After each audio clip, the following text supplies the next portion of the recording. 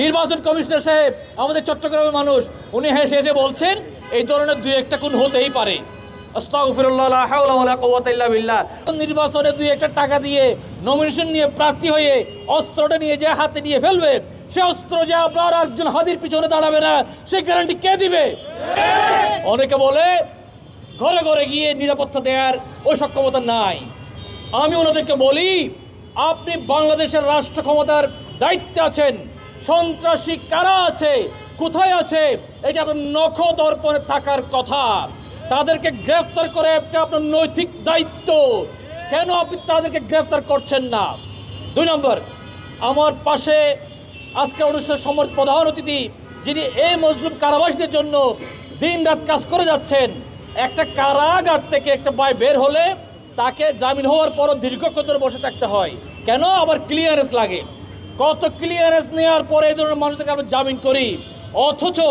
অথচ দেখা যাচ্ছে চিহ্নিত সন্ত্রাসীরা কার আশ্রয়ে জামিন পাচ্ছে? এদের পিছনে কোন গডফাদার রয়েছে? কোর্ট বিল্ডিং এ যে জামিন দামা দিয়েছে সে কে? তার পিছনে কোন উকিল দাঁড়িয়েছে? সে যে দলের হোক না কেন, টোটাল তাদের গডফাদারকে আমরা তালাশ করে বের করতে চাই।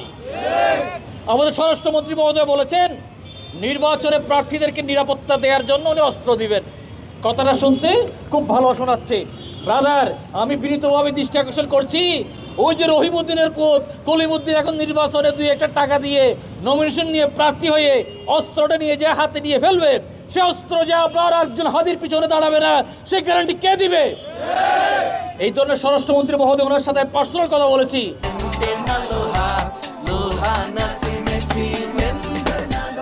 মানুষটা ব্যক্তিগতভাবে ভালো, কিন্তু এই ধরনের সিদ্ধান্তগুলো নেওয়ার জন্য আল্লাহ তাআলা ওনাকে উপযুক্ত সক্ষমতা দান করুক, অথবা দায়িত্ব পালন করতে না পারলে দয়া করে আপনি আরেকজন উপযুক্ত ব্যক্তিকে দায়িত্ব হস্তান্তর করে দিন।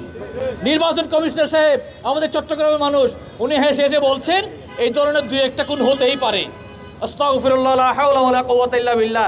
পুরো দেশের রাষ্ট্র ক্ষমতা, পুরো প্রশাসন তফসিল ঘোষণা করার পর নির্বাচন কমিশনের আন্ডার চলে যায়। উনি কেমনে বলতে পারেন এই ধরনের দু একটা ঘটনা করতে পারে? উনি কেন বলতে পারেন না আইন শৃঙ্খলা বাহিনীকে আমি নতুন করে সাজিয়েছি? পুরো যেখানে ইচ্ছা ডিসি, এসপি, ওসি উনি ইচ্ছা করে চেঞ্জ করতে পারেন এই মুহূর্তে, পুরো এখতিয়ার ওনার রয়েছে। উনি সেটা না বলে বলছেন এই ধরনের দু একটা ঘটনা করতে পারে। এই বিষয়গুলো আমাদেরকে খুব ব্যথিত করে। মনে হয় এদের পিছনে কে বা কারা রয়েছে, যারা চায় না বাংলাদেশের সুষ্ঠু একটা নির্বাচন হোক, যারা চায় না বাংলাদেশে শান্তি বিরাজ করুক।